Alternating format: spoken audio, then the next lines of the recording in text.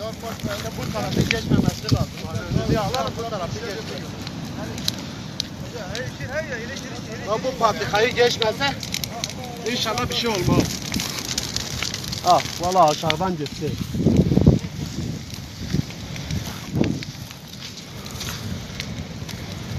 Her tarafta bak, her tarafta gör. Muhtemelen üst tarafta, zirvede daha çok yangın var. Hadi. Abi geri çıkar, geri çıkar. Ha? Yok.